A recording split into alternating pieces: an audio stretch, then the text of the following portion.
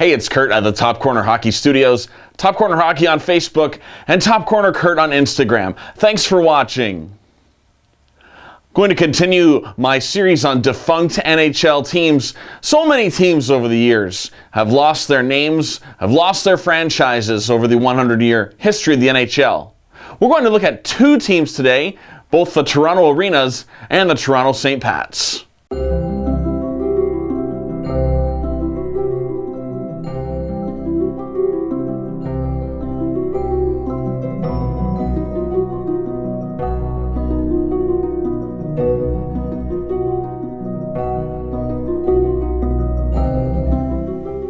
When the NHL formed in November of 1917, the original cities were Quebec, Ottawa, and two in Montreal. Toronto was only allowed entrance if former owner Eddie Livingstone was not involved with the new franchise at all. The Toronto team was admitted under the ownership of the Mutual Street Arena, and that's why Toronto's first NHL team was called the Arenas. The Arenas did not start well. Back then, the schedule was split into two halves, first and second half.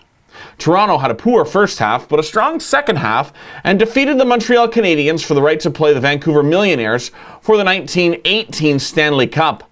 Toronto won the series on artificial ice, the first of its kind, also making the Arenas the first NHL Stanley Cup champions. The next season was so bad that the Arenas quit the season in February.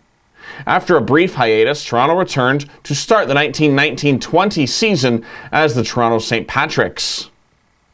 The name change did something for Toronto because their second season they made it to the finals, and in their third season of 1922, the St. Pats upset Ottawa in the NHL playoffs and again topped Vancouver for the Stanley Cup. Toronto's best player was Babe Dye. Dye led the NHL in goals 3 times between 1921 and 1925. The St. Pats then missed the playoffs 4 of the next 5 seasons. The worst of it was in 1926 when they only won 12 of 36 games. Toronto hockey's turnaround architect was Major Conn Smythe. He was hired first by the New York Americans to build their expansion team in 1925. However, the Amerks fired Smythe after finishing his work.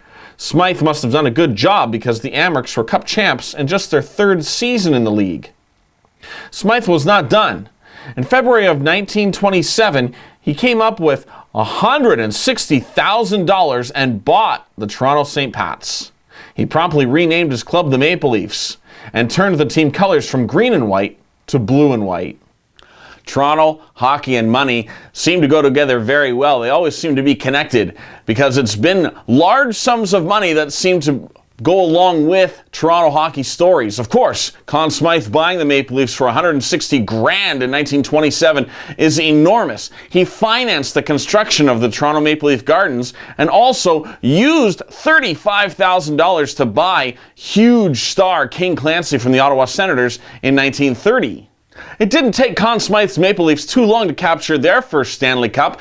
They defeated the New York Rangers in 1932 for their first of 11 Stanley Cups over the next 90 years as the Maple Leafs.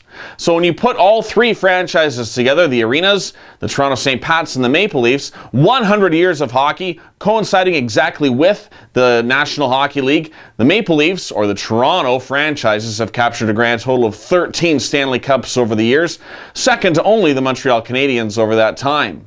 Since 1917, 26 teams are no longer with the NHL. We just covered 2 of them, the Toronto Arenas and the Toronto St. Patricks. Although they transformed into the Toronto Maple Leafs, still no longer called clubs in the NHL today. So we've still got a few more to go in defunct NHL teams. Please continue to come with me as we explore more teams in this series. I appreciate your time with me.